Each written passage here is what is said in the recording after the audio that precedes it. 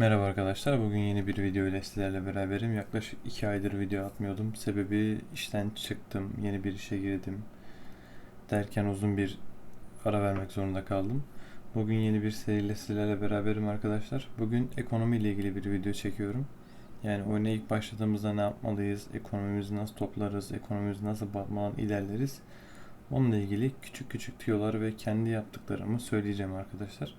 Şu anda ben bu server'a yeni girdim. Yani farklı bir server, şu anda eklentiler falan veriyor. Şu anda verdiği eklenti paralı asker grubu falan verdi. Avantajları da var, dezavantajları da var. Bunlarla ilgili de bir video çekerim yakında. Konumuz bu değil şu anda. Başka bir konuyla ilgili aklımızı karıştırmasın yani.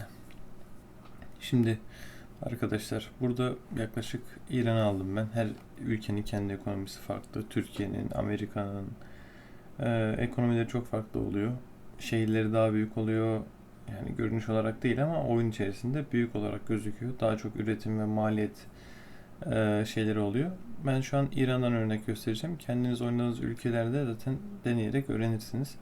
Oyuna girdiğinizde temel olarak ilk ne yapmanız lazım arkadaşlar? Hemen girer girmez buradan araştırmalara gelip piyadeleri geldikten sonra motorlu piyadeleri direkt araştırmanız arkadaşlar. Zaten bu hemen araştırılıyor. 10 saniye mi? 30 saniye mi? 1 dakika mı? Öyle bir şey sürüyor.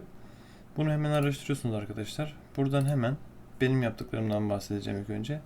Ben girip arkadaşlar direkt ordu üssü kuruyorum hepsine birer tane.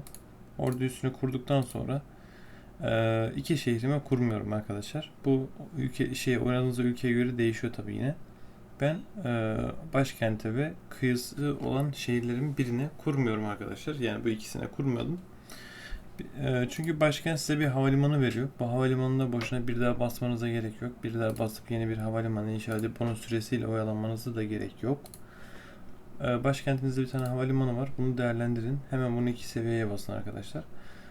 Buradan da direkt uçaklara gelip Strike Fighter'ları yani saldırı uçaklarını geliştirin arkadaşlar. Bu zaten kara kuvvetleriyle daha etkili. Yani karaya karşı piyade, tank bunlara karşı çok etkili bir uçak. Hava üstünlüğü savaşçısını yapmanıza gerek yok oyunun başında. Çünkü bu havadan havaya bir taarruz uçağı, yani uçaklara, helikopterlere falan vuruyor. O yüzden bunları şu an yapmanıza gerek yok. İlk önce saldırı uçağı yapın. Buradan da hemen ikinci seviye bir hava üssü kurun. Arkasından da uçağa basabilmeniz için de bir tane silah endüstrisi kuracaksınız. Bu uçak hava üssünü 2 yaptıktan sonra silah endüstrisini bir seviye hemen geliştirin arkadaşlar. Buradan da kıyı şeridimize geliyoruz. Kıyı şeridimizde direkt donanmamız zaten bir donanma üssü veriyor. Bunu direkt 2 seviyeye çıkarıyoruz.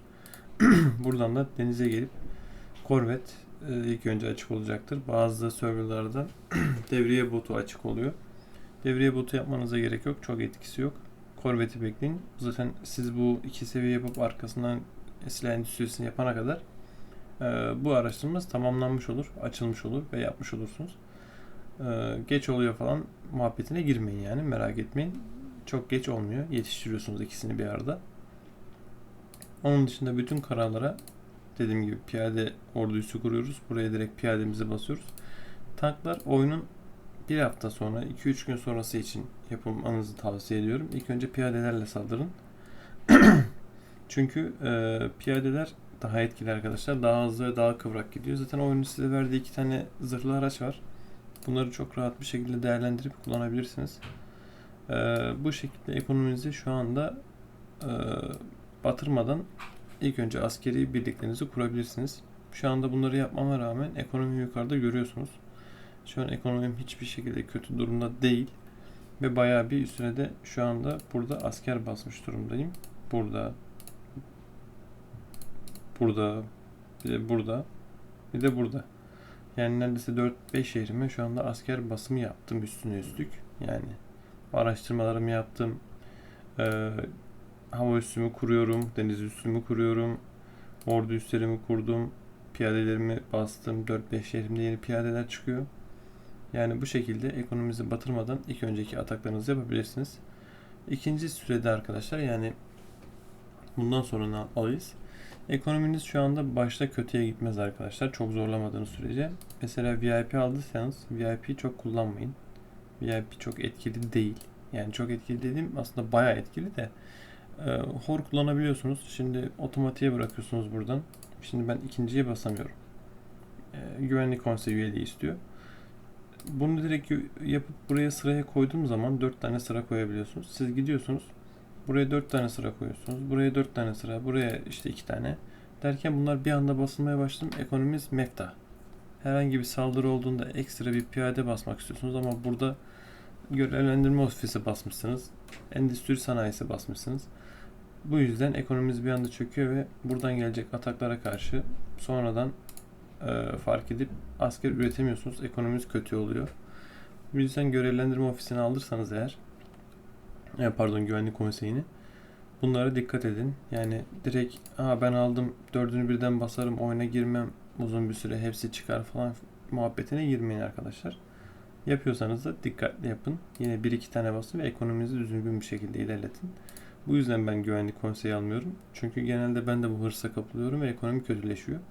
En iyisi güvenlik konseyi almadan sabırla oynamak arkadaşlar. Sürekli oyuna girmeniz gerekecek. Böyle 1-2 saatte bir girin, bir şey olmaz. Madem oyun oynuyorsunuz, oyuna da biraz vakit ayırın. Onun dışında arkadaşlar temel olarak bunlar, oyunun başında bunları yapmanız gerekiyor. İkinci olarak da buradaki kaynak süresine bakın. Yani ne kadar asker basıyorsunuz. Uçak mı daha çok basıyorsunuz? Gemi mi daha çok basıyorsunuz? Piyade mi? Mesela piyade çok basıyorsanız işçi gücünü artırarak buradan herhangi bir şehrinize gelip buradan görevlendirme ofisi kurabilirsiniz.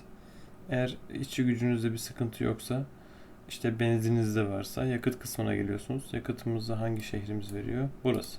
Buraya gelip buraya da hemen silah endüstrisini kurabilirsiniz arkadaşlar. Silah endüstrisini zaten ne kadar çok kurarsanız ne kadar çok size yüzde olarak artış sağladığını görebilirsiniz. Bir seviyede %10, 2'de %20, 5'te %50 gibi artışlar sağlıyor. Bazı şehirlerimizde de, yani bazı topraklarımızda da şehir kaynaklar oluyor yani. Bu kaynaklar da buralarda gözükür. Bakın benim ülkemde petrol ve demir kaynakları var şehirler dışında. Bir de çip kaynağı var. Eğer şehrinizdeki bütün alanları doldurduysanız, yani örnek veriyorum, ben yakıtımı geldim 5 seviye yaptım buradan silah endüstrisi kurarak ve yakıtım %50 artışa geçti. %82'nin üstüne %50 koyun o şekilde. Hemen geldim yakıta. Burada yerim kalmadı. Topraklarımda da herhangi bir yakıt yeri yok. Yani şehirlerimde veya ele geçirdiğim yerlerde. Hemen buraya gelip buradan da ekstra olarak yerel endüstri seviyesini yükseltebilirsiniz. Bu da ana şehirleriniz kadar vermese de bayağı etkili veriyor arkadaşlar. Bunları da kullanabilirsiniz. Maliyetleri tabi normal şehirlerinize göre daha fazla diye biliyorum. Hemen bir bakayım. Bir de bayağıdır oynamadığım için arkadaşlar şu an çok hatırlamıyorum. Bakalım. Yani maliyetleri hemen hemen aynı. Tabi seviyeler arttıkça da değişebilir. Şu anda ezberimde olmadığı için bir şey söyleyemiyorum. Bu şekilde de bu taktikleri deneyebilirsiniz. Ben genel olarak nasıl yapıyorum? Yani şu an ilk anlattığım gibi taktikleri yapıyorum. Ondan sonra da arkadaşlar azalan veya çöküşe geçmeye yakın kaynaklarıma direkt buradan endüstri kurmaya başlıyorum. Bütün şehirlerinize bir anda endüstri sanayisi kurup ekonominizi batırmayın. Bakın buradan gidişata. Mesela örnek veriyorum. Stokta 1934 var. Üretim günlük 2000. Birlikler 255 yiyor arkadaşlar. Toplam 255 günlük harcamamız var. Eğer bu harcama 2000'in üzerine çıkıyor veya 1600'lerde 1500'lerde ise hemen yakıt için gelip buradan yakıt şehrinize, yakıtın olduğu şehrinize endüstrinizi kurmaya başlayın. Bak buradan takip edebilirsiniz. Ne kadar üretiyor, günde ne kadar harcama yapıyor, ne kadar etkili. Buradan tek tek bakabilirsiniz arkadaşlar. Ben kimi aldım? Suriye almışım, tamam. Dediğim gibi arkadaşlar bunları kullanın. Bu şekilde ekonominizi batırmadan ilerleyebilirsiniz. Her şeyi aceleye getirmeyin. Aceleye getirseniz ekonominiz tekrardan yine kötüleşir. Oyunun başında bunları yaptıktan sonra zaten yavaş yavaş zaten kaynaklarınız oluyor. Ekstra şehirleri ele geçirdiğiniz için yine kaynak bölgeleriniz oluyor. Buradaki gibi bakın fazladan malzemeler kısmı var. Fazladan nadir malzemeler kısmı var. Kendi şehirlerinde ek kaynaklar var. bunları üretebilirsiniz. Bunları kesinlikle kullanın, tavsiye ediyorum arkadaşlar. Buraya kadar izlediğiniz için çok teşekkürler. Bir dahaki videoda görüşmek üzere arkadaşlar. Yorumlara lütfen hangi tür videolar çekmemi istiyorsanız onu yazın. İkincisi de şu anda İran oynuyorum. Bununla ilgili bir seri yapmayı düşünüyorum hazır girmişken. Sanırım ittifakla iyi gibi gözüküyor. Eğer yorumlarda da bununla ilgili bir yorum yazarsanız sevinirim. Çünkü ben şu anda oynamak istiyorum bu İran'ı.